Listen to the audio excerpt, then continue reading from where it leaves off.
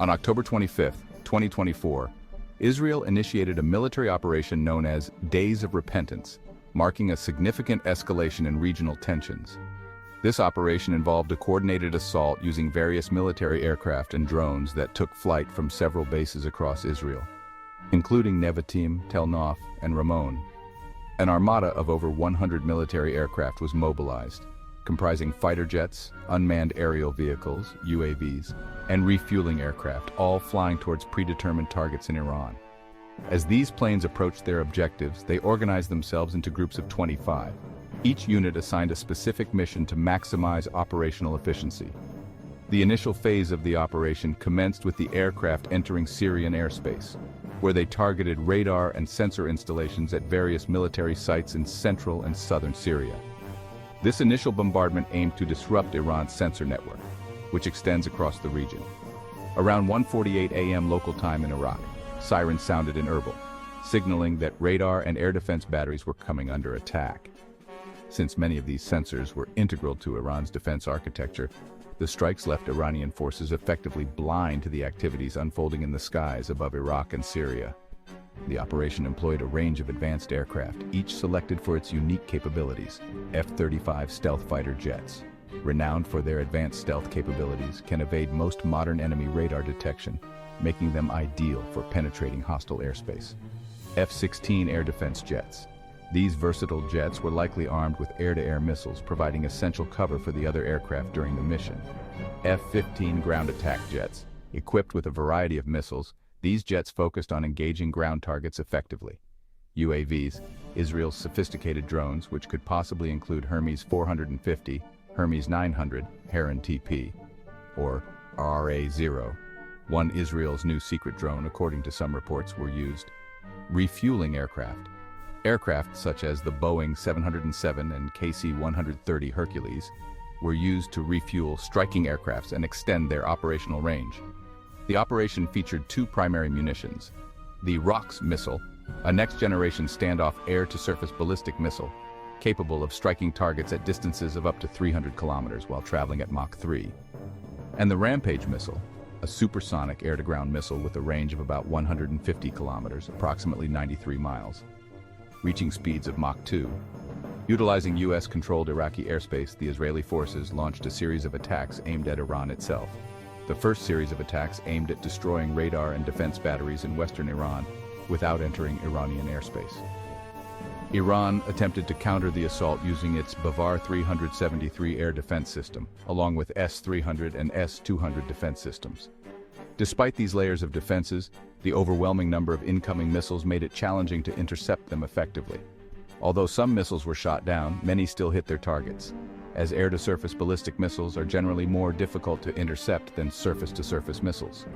This led to the destruction of numerous radar sensors across Iran. When targets within reach of Iraqi airspace were destroyed, some F-35 stealth fighters entered Iranian space and started firing from standoff locations at various targets around the capital city of Tehran. It was then, around 2:20 a.m. in Tehran, capital city of Iran, where explosions began, as Russian-manufactured S-300 air defense systems started intercepting incoming missiles. With critical radar capabilities compromised, the Israeli missiles began hitting surface-to-air missile defense systems, leading to the destruction of advanced S-300 air defense batteries. Reports indicate that 4 Iranian soldiers lost their lives in the defense effort, likely while operating these air defense systems. The first wave concluded with destruction of Iran's 3 most advanced S-300 systems, other air defenses, and destruction of radar systems all across Iran. Key areas targeted during the operation included Elam province. Air defense systems at the Tangi Bajar gas field and Gadir radar were destroyed. Khuzestan province. Air defenses at the Bandar Imam Khomeini petrochemical complex, Bandar port, and Abadan oil refinery were neutralized. Tehran. The S-300 systems protecting the city and its military assets were taken out. Kermanshah province. Air defenses in this region were destroyed. Let's look at radars destroyed. One of them includes the notable Gadir radar, an advanced ground-based air defense radar developed by Iran, featuring an impressive detection range of approximately 300 kilometers, about 186 miles. However, Iran boasts this range to be 1,000 kilometers or 620 miles. This radar is capable of tracking multiple aerial targets simultaneously, providing vital situational awareness in air defense operations. The radar's design allows it to detect low-altitude and stealthy targets, enhancing its effectiveness against modern threats.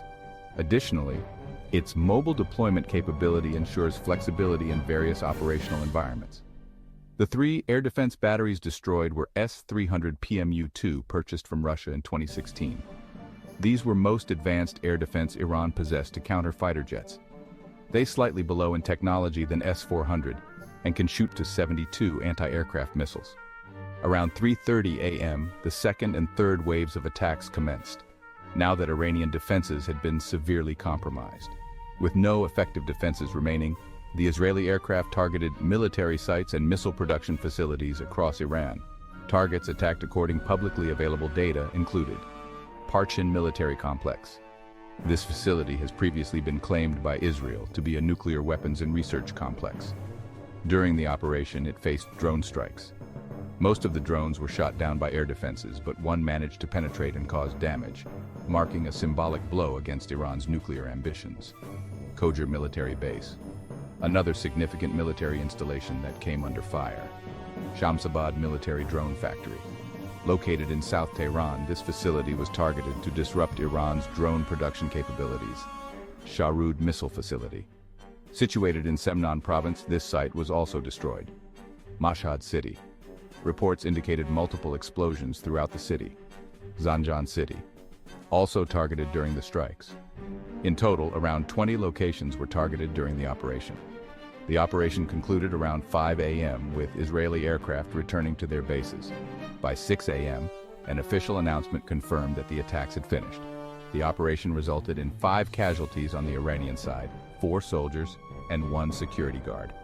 While no casualties were reported for Israel. Israel successfully achieved its mission objectives: the destruction of Iran's long-range surface-to-air batteries, long-range radar systems, and the crippling of its missile production capabilities. With the Iranian air defense network heavily damaged, Israel gained the strategic advantage of being able to operate freely over Iranian territory, positioning itself to launch additional strikes in the event of further escalations. A key question arises: why did Iran not deploy its own fighter jets or UAVs to retaliate? Before commencing the attacks, Israel issued a warning to Iran about the impending strikes, advising them not to retaliate. Israeli officials indicated that any Iranian counterattack would lead to further escalation of hostilities, effectively deterring immediate military responses from Tehran.